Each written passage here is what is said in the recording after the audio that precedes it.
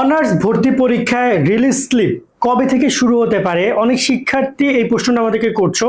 তা আমি আজকে দ্বিতীয় মেধা তালিকা বাদ দিয়েও রিলিজ স্লিপ নিয়ে একটু কথা বলছি, কেননা অনেক শিক্ষার্থী ধারণাই করে নিয়েছো বা ধরে নিয়েছো তোমরা প্রথম যে কলেজে অ্যাপ্লাই করেছিলা, যেখানে অলরেডি প্রথম মেধা তালিকা, দ্বিতীয় মেধা তালিকা এবং কোটা আসবে, সেখানে তোমরা কোনো কারণে চান্স পাবাও না অথবা ভর্তি হবাও না। যাই হোক, তোমরা রিলিজ স্লিপে ফোকাসড। এখানে রিলিজ স্লিপ নিয়ে আমরা এর আগেও বিস্তারিত ভিডিওতে কথাবার্তা বলেছি। তো এই ভিডিওতে আমরা জানবো যে রিলিজ স্লিপ তোমাদেরকে কবে দিবে বা কিভাবে কি হয়। মূলত রিলিজ স্লিপ একটা আবেদন প্রক্রিয়া, এখানে কোনো প্রকার টাকা পয়সা লাগে না আবেদন করতে, না কোনো পরীক্ষা দেওয়া লাগে। জাস্ট একটা আবেদন ফর্ম আসবে, পূরণ করে দিয়ে দেবে, সাবমিট করবা, কোনো কিছুই না। তোমার কোনো ব্যক্তিগত তথ্য চাইবে না, যেমন প্রথমবারের মতো ছবি চাইছিল, নাম্বার চাইছিল বা হ্যান ত্যান অনেক কিছু, ওরকমের কোনো কিছুই না। ওই অলরেডি সকল ডকুমেন্ট জাতীয় বিশ্ববিদ্যালয়ের কাছে আছে। আমরা মূল টপিকে যাচ্ছি, অলরেডি অনেক চলে এসেছি। তবে যারা এখন আমাদের YouTube channel, Facebook page subscribe, follow করে রাখো ভাইয়া, তোমাদের অনার্স ভর্তির সব আপডেটগুলো পাবা। সামনে তোমাদের যে ইউনিভার্সিটি লেভেলে পড়াশোনা, সেগুলো আমরা সর্বোচ্চ দেওয়ার ট্রাই করবো। আমাদের সাথে কানেক্টেড থাকবা তোমরা। তো এবার আমরা কথা বলি যে তোমাদের এই যে রিলিজ স্লিপটা কবে কি দিতে পারে। আমি তো এর আগে একটু বুঝিয়ে বলেছি যে রিলিজ স্লিপে কোনো এক্সাম নাই, কোনো কিছু নাই, শুধুমাত্র এখানে তোমাদেরকে অ্যাপ্লাই নাও অপশনটা আসবে। তোমরা এখানে ক্লিক করে রেজিস্ট্রেশন নাম্বার, রোল নাম্বার দিবা, দেওয়ার পরে 5টা কলেজ পাবা। কয়টা পাবা? 5টা কলেজ পাবা অ্যাপ্লাই করার জন্য। এবং তোমাকে কোনো প্রকার কম বেশি না, তোমাকে 5টা কলেজে অ্যাপ্লাই করতে হবে, কোনো কম বেশি করার সুযোগ নাই। তোমাকে 5টা কলেজ দিবে, 5টা কলেজেই তুমি সাবজেক্ট চয়েস করতে পারবা।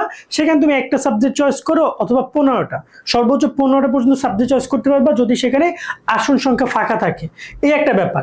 আর রিলিজ স্লিপের ডেডলাইন নিয়ে যদি কথা বলি, তাহলে আমরা এখানে আসলে অনেক টাইম নিয়ে কথা বলা যায়, আর আসলে ওভাবে কথা বলাটা ইম্পসিবল। তা আমি তোমাকে একটু বুঝিয়ে দেই টাইমিং এর ব্যাপারটা নিয়ে। টাইমিংটা খেয়াল করো।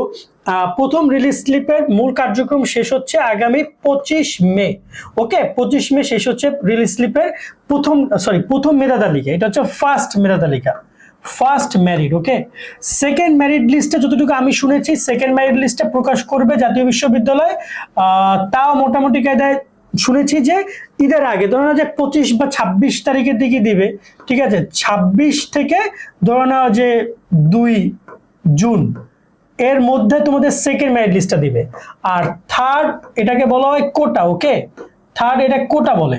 সো এটা আবার মেরিট লিস্ট না, কোটা। এই কোটাটাও ধরো না যে এই কার্যক্রম চলবে, এটাও প্রায় 10-15 দিন চলবে, এবং এটাও জুনের, আমি আশা করি 15 তারিখ থেকে 20 তারিখের মধ্যে এইটাও কোটাটা শেষ করে ফেলবে তারা। সো ওভারঅল এই 3টা কাজ চলবে পুরো জুন পর্যন্ত, জুনের প্রায় 20 তারিখ পর্যন্ত এগুলো চলবে। এবং ওভারঅল যদি বলে জুনটা, পুরো জুন শেষ হবে তোমার এই ইসের জন্য, এই যে প্রথম মেধা তালিকার উপর ডিপেন্ড করে। এবং জুলাইয়ের ফার্স্টের দিকে, আবার খেয়াল করো, এই যে জুলাইয়ের ফার্স্টের দিকে, মানে 1 তারিখ থেকে 5 তারিখ, এই টাইমের মধ্যে পসিবিলিটি আছে রিলিজ স্লিপের আবেদনের সময়সীমা প্রকাশ করার টাইমলাইন অনুযায়ী। হ্যাঁ, আরো দেরিতে হইতে পারে, আরো তাড়াতাড়ি হইতে পারে, যদি এইখানের এই প্রসেসটা এগুলো যদি তারা দ্রুত সম্পন্ন করতে পারে। বাট এর বেশি মনে হয় না যে দ্রুত করতে পারবে। তো মোটামুটি কিন্তু তোমরা পুরো জুন মাসটা ওয়েট করো এখনো, তারপরে তোমরা রিলিজ স্লিপের প্রসেসটা পাবা, কারণ এখনো আরো প্রায় 2টা ভর্তি কার্যক্রমও বাকি আছে।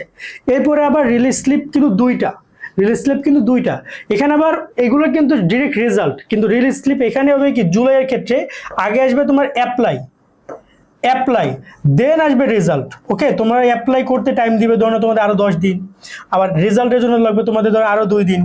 ঠিক আছে, তারপরে আবার তোমাদের অ্যাডমিশন, দেন তোমাদের অ্যাডমিশন ধরো আরো তোমাদের 10 দিন, তারপরে আবার দ্বিতীয় রিলিজ স্লিপ আসবে। মানে বেশ সময় সাপেক্ষ একটা ব্যাপার। তো যাই হোক, এই হচ্ছে কথাবার্তা। আজকের মতো ভিডিও এখানে শেষ করছি। সকলে অনেক অনেক ভালো থাকবা। আল্লাহ হাফেজ।